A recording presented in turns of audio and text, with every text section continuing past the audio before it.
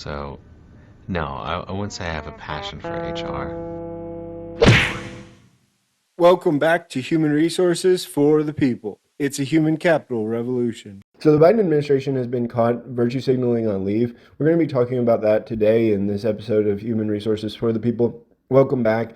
So you can see here from the presidential memorandum and its memorandum on supporting access to leave for federal employees. And here's the memorandum itself from the White House website. And it starts talking about a background that is true. I mean, the United States is one of the few countries in the world that does not guarantee paid leave from the government. It is true. However, a large portion of the American workforce does when they expect it. And it kind of talks about it here. This is 92% of the nation's lowest wage workers, who are disproportionately women and workers of color, lack access to paid family leave through their employer. And that is true. But these are also positions which have no expectation of it, right? They're part-time work, they're restaurant work, things of that nature. If you wanted paid family leave, you could go to any of the employers in the United States and get it pretty easily.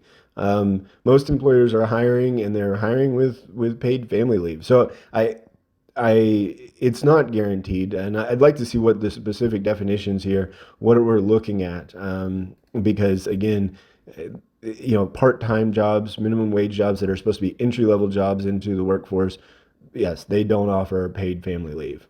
They do offer family leave, however. And so, it talks about how the administration supports a national comprehensive paid family and medical leave program. The Family and Medical Leave Act has been a failure on the whole. It's been abused. It doesn't protect the rights that it should, and it's really, sort of a complete failure. Although, just to be clear, this is celebrating the 30-year anniversary of FMLA, which is why this came out. And so this memorandum virtue signals, and we'll talk about this, what that means and how that goes. Federal government must be a model for providing leave policies, both paid and unpaid. So here they're talking about paid family leave and how important paid leave is, and this sort of transitions into talking about the federal government and paid and unpaid, right? And it goes on that federal employees need access to extended family and medical leave, especially during the first year, when they are not eligible for leave under the Family and Medical Leave Act. Cool. Yep. Understood. And so the discussion starts off with paid leave, that the United States does not guarantee paid leave, right? So going down to it, what it's going to do, it's going to support federal employees' access to leave without pay. Now, I'm going to talk a bit about this and in a moment, because I've got receipts, or I've got a receipt, and it's from the federal government itself. So we'll talk about it. And it talks about leave without pay now for bonding with a new child, bereavement after the death of a family member, which I can't. I mean, I guess it depends on how it defines, but I can't believe the federal government doesn't offer bereavement without the first year of service. If it doesn't, that's a surprise to me. And so agency heads, are going to inform the president through the assistant to the president and director of the White House Gender Policy Council. How does that make sense? I don't understand. I mean, this is bereavement. This is bond with a new child, which is, it's relevant to both sexes. And so this is, you can see here, the director of OPM is authorized, the Office of Personnel Management, for clarity, for those of you who do not work for the federal government, the Office of Personnel Management is the HR department for the federal government. So Joe Biden signed it. Here you go. Here's a quick overview. So let's talk about what that means. So this is the Office of Personnel Management. This is an official website of the U.S. government. And it says fact sheet: leave without pay. Leave without pay is a temporary non-pay status. And you have it with FMLA, with USERA, which is with USERA is with the veterans, with soldiers.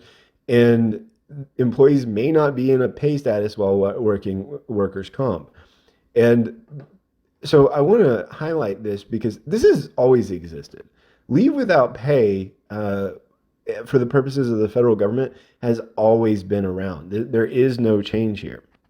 You can see here there was a 1997 presidential memorandum on expanded family and medical leave policies for federal employees, and this was another one that Clinton White House signed that gave federal leave without pay. So to reiterate what happened here, the Biden administration virtue signaled on paid absences, right? And talked about how the lowest waged workers did not get paid leave. Then it signs a law which is already in effect, and the federal government has long been doing leave without pay. And talks about leave without pay, which is a different story. It's a different story altogether, and it's a really frustrating thing. That I will say that the government is so large, and obviously, Biden is not exactly in full control of the government or what is going on there. But I find it to be really frustrating and clear that he is simply virtue signaling to prove a political point with his people rather than trying to help anyone. This has long been in place, and it's long been a part of the workforce in the federal government. Let me know what you think in the comments down below, and I'll see you on the next video. Bye, guys.